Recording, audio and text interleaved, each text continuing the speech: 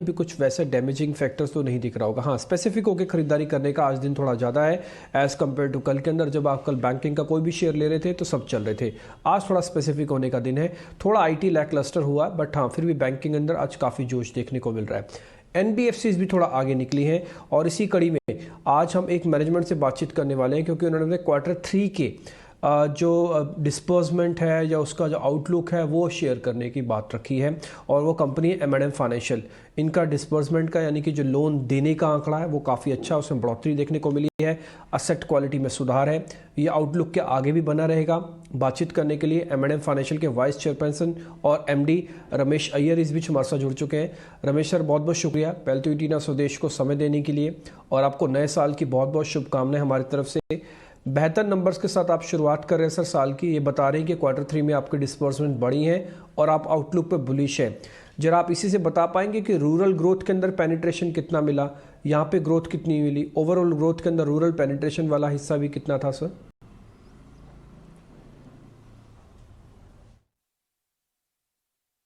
मैंने हमेशा ये बताया है कि रूरल में सेकेंड हाफ काफी अच्छा रहता है पोस्ट हार्वेस्ट, और इस बार भी यही देखने मिला है। Because of good monsoon, harvest काफी अच्छा रहा एंड देयरफॉर सेंटिमेंट जो है काफी पॉजिटिव है। और काफी इकोनॉमिक एक्टिविटी जो है रूरल में अब स्टार्ट हो चुकी है, चाहे वो टूरिज्म हो, पीपल मूवमेंट हो। तो इसको लेते हुए भी काफी गाड़ियां अच्छी तरह चल रही है एंड देयरफॉर जो अर्न एंड पे सेगमेंट के साथ हम लोग काम करते हैं उस सेगमेंट में काफी सेंटिमेंट्स पॉजिटिव है। अगर आप इस दोनों चीज को साथ में लेके चले तो ये देखने में आता है कि डिमांड फॉर व्हीकल्स भी काफी अच्छा है और रिकवरी में भी इसका परिणाम देखने मिला है। तो हम समझते हैं कि रूरल सेंटिमेंट जो है इसी तरह पॉजिटिव रहेगा आगे 2 या 3 साल तक भी। हमें ये क्लियरली देखने मिलेगा कि rural is a growth story. और जैसा मैंने हमेशा बताया है कि जो फर्स्ट क्वार्टर में हमारी प्रेशर थी वो टेम्पररी प्रेशर थी due to the second wave, और जैसे जैसे मार्केट ओपन अप हुआ है हमने कलेक्शन में भी इसका सुधार देखा है।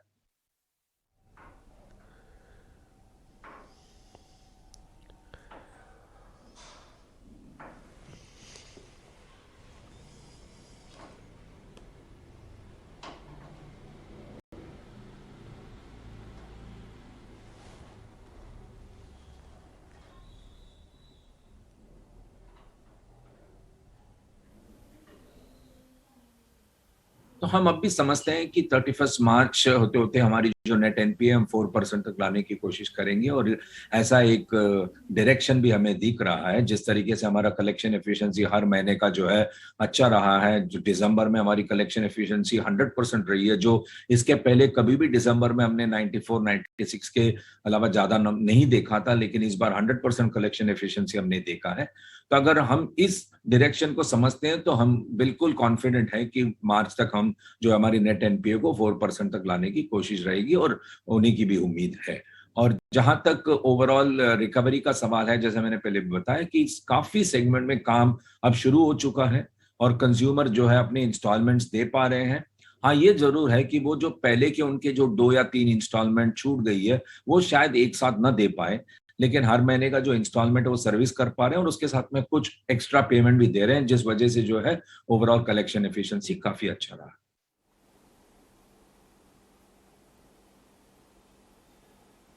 राइट मिस्टर अय्यर, इस समय आपकी क्रेडिट कॉस्ट और मार्जिन्स पे क्या व्यू बन रहा है, स्पेशली जिस हिसाब से आरबीआई नॉर्म्स आए हैं उनके बदलावों में आपको अपने नंबर्स में कुछ चेंजेस नजर आ रहे हैं?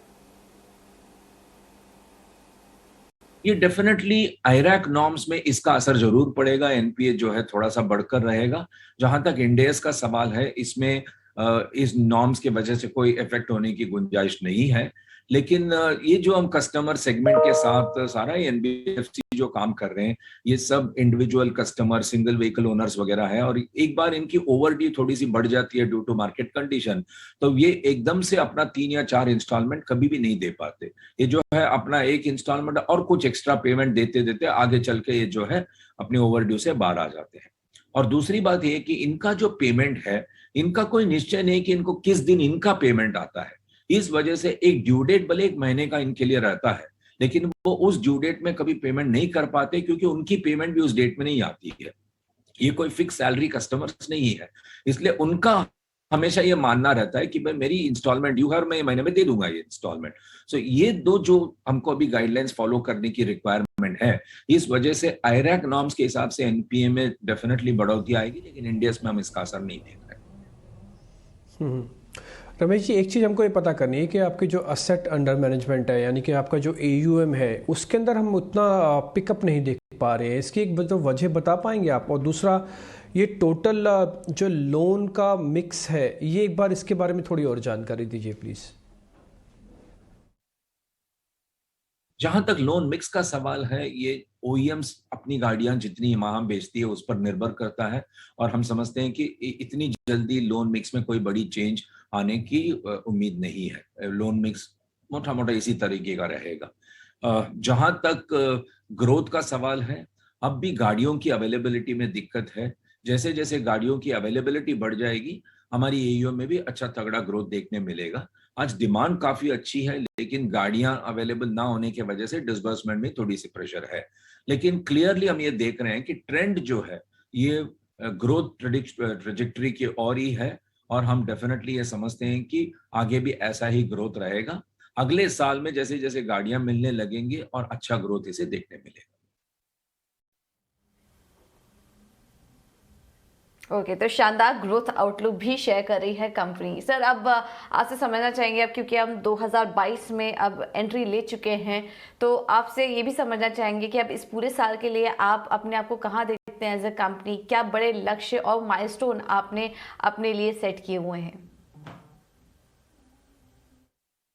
अगर देखें तो हमने 2 या 3 न्यू बिजनेस की बात की है। सबसे पहले तो डिजिटल फिनको, जो हम चाहते हैं कि हमारी स्मॉल टिकट लोन डिजिटली दिया जाए, उस पर हमारी काफी काम हो रही है, और हम समझते हैं कि नेक्स्ट ईयर इसका काफी डिसबर्समेंट भी इसे देखने मिलेगा। तो ये एक हमारी क्लियर डायरेक्शन और टारगेट रहेगी। दूसरा ये कि हमने क्विक लीज, एक हमारा लीजिंग का प्रोग्राम लॉन्च किया है, और हम समझते हैं कि काफी लीजिंग में आगे इसकी डिमांड रहेगी, चाहे वो इलेक्ट्रिक व्हीकल में हो या किसी गाड़ियां में हो। तो लीजिंग एक हमारी और न्यू बिजनेस है जिसपे आप देखेंगे कि हमारी ग्रोथ आती है क्लियरली। ओवरऑल ग्रोथ में हमारी कंसंट्रेशन रहेगी। आज ट्रैक्टर में हमने फिर हमारा मार्केट शेयर ग्रोथ करते हुए हम नंबर 1 फाइनेंस कंपनी बन गए ट्रैक्टर फाइनेंसिंग में, और हम समझते हैं कि ट्रैक्टर में हमारी जो पकड़ है वो रहेगी लगातार, और ट्रैक्टर ग्रोथ रहेगा, वो एक फोकस एरिया रहेगी हमारे लिए। और ओवरऑल गाड़ियों में भी हमारी ग्रोथ की ट्रेजेक्टरी रहेगी। जैसा हम समझते हैं कि आगे डिमांड अच्छा रहेगा, गाड़ियां अवेलेबल हो जाएगी, तो हम ग्रोथ उसमें भी देखेंगे। ओवरऑल कॉस्ट में हमारी फोकस लास्ट 2 साल से रहा है, और हम ये कोशिश कर रहे हैं लगातार कि हमारी cost of operations to asset जो है 2.5% तक रहे, और उस पर हमने काफी काम किया, और हम समझते हैं कि वो एक हमारी टारगेट जो है हम आगे चल के अचीव करेंगे।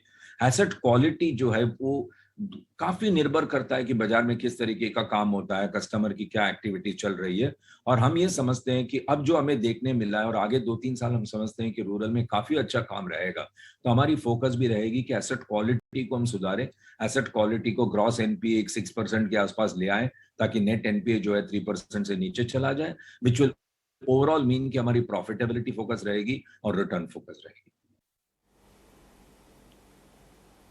मिस्टर अय्यर, ओमाइक्रॉन पे आपका क्या व्यू है? थोड़े रिस्ट्रिक्शन वापस आते हुए से नजर आते हैं। आपको लगता है कि ये क्या किसी तरह का शैडो कास्ट कर सकता है आपके बिजनेस मॉडल पे? जहां तक थर्ड वेव का सवाल है, जरूर नंबर्स बढ़ रहे हैं, और लेकिन इसकी जो इम्पैक्ट है, मतलब सिवियरिटी जो है वो इतना नहीं देखने मिला है, और इसलिए मैं समझता हूं कि लोग केयरफुल जरूर रहेंगे, सोच समझ के काम करेंगे, लेकिन इसका बहुत ज्यादा इफेक्ट जो है इकोनॉमी या बिजनेस में, रूरल में तो कम से कम नहीं पड़ना चाहिए, ऐसा हमारी समझ है, और वही हम आज भी देख रहे हैं। सेंटिमेंट्स में अभी इतना कोई नेगेटिविज्म नहीं दिखा है रूरल में। जहां तक इंडस्ट्री का सवाल है, हमको अब जो गाइडलाइंस फॉलो करनी है फॉर एनपीए, हम ये समझते हैं कि ये थोड़ा सा हमारे कस्टमर्स के लिए बहुत हार्श रहेगा, क्योंकि ये जो कस्टमर है रोज कमाते हैं, इनकी कोई फिक्स्ड डेट नहीं है जब इनकी पेमेंट आती है, इसलिए ये कस्टमर जरूर समझते हैं कि इन्हें इंस्टॉलमेंट भरना है, लेकिन जो डेट इन्होंने कमिट किया है अपने अग्रीमेंट के थ्रू, शायद वो डेट पे वो नहीं भर पाए, लेकिन वो महीने में जरूर भरते हैं। और दूसरी बात ये कि ये ऐसे कस्टमर्स हैं, इनकी एक बार मार्केट कंडीशन की वजह से अगर ओवर ड्यू बढ़ जाती है 2 या 3 इंस्टॉलमेंट, वो एकदम से नहीं भर पाते हैं, और ये अपना हर महीने का इंस्टॉलमेंट भरना तो शुरू कर देते हैं, लेकिन जो ओवर ड्यू इंस्टॉलमेंट है उसको थोड़ा थोड़ा करते जो है ये ऑफसेट करते हैं। इसलिए ये दो चीज को लेकर के आज इंडस्ट्री बहुत डिस्कस कर रही है और हम ये रिक्वेस्ट कर रहे हैं कि इसमें कुछ हमें कंसेशन दिया जाए रिटेल कस्टमर को लेकर के, क्योंकि ये कस्टमर जो है डिलेइंग कस्टमर्स है, डिफॉल्टिंग कस्टमर्स नहीं है, और इनको हम एनपीए टैग करेंगे तो इन पे भी दिक्कत आएगा। और इनकी जो बैकग्राउंड कमाने की जो इनकी जो प्रोसेस है या जहां ये काम कर रहे हैं और जहां से इनकी इंस्टॉलमेंट आती है उसमें जो इन पर प्रेशर पड़ता है उसको लेकर के चिंता है और डिस्कशन है। इसके अलावा हमें इंडस्ट्री में कोई ऐसी चिंता नहीं दिख रही है और मैं समझता हूँ एनबीएफसी जो है काफी अच्छा कंट्रीब्यूट करेगी for the overall economic growth.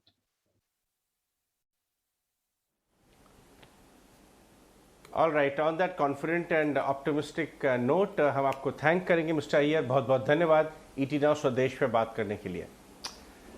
So